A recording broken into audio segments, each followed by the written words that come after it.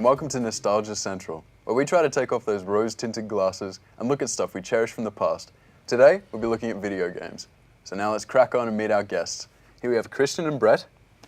Why don't you guys both introduce yourselves and maybe tell us a little something about your gaming history? My gaming history. I've probably been playing video games for about maybe 10 years now. I would call myself a casual gamer. I don't play any of the real hardcore games, mainly just, you know, the Tetris sort of. You play the Tetris? The Tetris, you know. That Tetris sort of, is fun. The puzzles and the sort of the real casual type games. Right. And how about yourself? Oh, well, I do like the Tetris and some of the casual games. Most of them I don't like. I've been gaming as long as I can remember.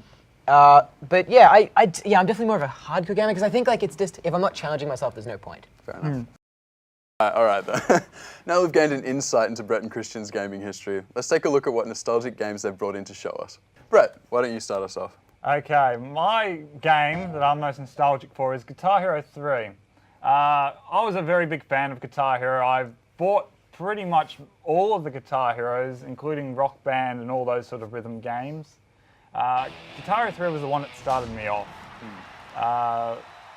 I remember the first time I ever played it was in a Harvey Norman store, and they used to have like the consoles, you know, the ones you could play around with. Yep. And they had like the guitar, and they only had like a demo or something, but you got to play all those songs. And I remember like there was Pat Benatar, Hit Me With Your Best Shot. Yep. I love that. That's a good song. Yeah, there's I think Tenacious D. Oh yeah. Like all these great songs, and I thought, oh, and I sort of like always go back there and just play it. I had never played that series before, and that was the first game that brought me to that series. Yeah, that was the one that sort of got it on the map, I think. Yeah, do you think definitely. was it also the peak of that whole genre of game, or specifically that franchise?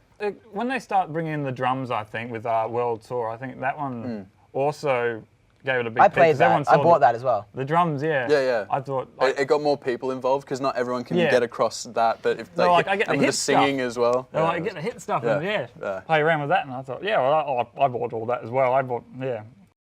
All right. Anyway, Christian, what's the game you chose, and why'd you choose it? I chose Hit and Run, Simpsons Hit and Run, because, you know, as I said earlier, there was a time where open world games were fun, and I think this is a perfect example of when open world games were fun. In this game, it would reward you for going off the beaten path, and you'd find cool bonuses. Now you have to pay for that sort of stuff or pre-order for it. So a lot of games I don't play these days because of that stuff. It turns me off. But this really was good. I really enjoyed it. It captured the spirit of the Simpsons, I think. It was written, the story was written and comprised by the people that create the show. It was Simpsons. It was a kids' game of the Simpsons, and it was like a GTA clone as well. GTA 3 sort of like came the out, was best popular. of both worlds. You got the funniness and the kids like of the Simpsons, and you got the popularity of GTA, and you mashed it in one game. Running people over. I'd almost like reverse that and say it's the popularity of the Simpsons meeting like the cool advanced mechanics, you know, of the GTA 3 at the time. Yeah. That's what was cool about it.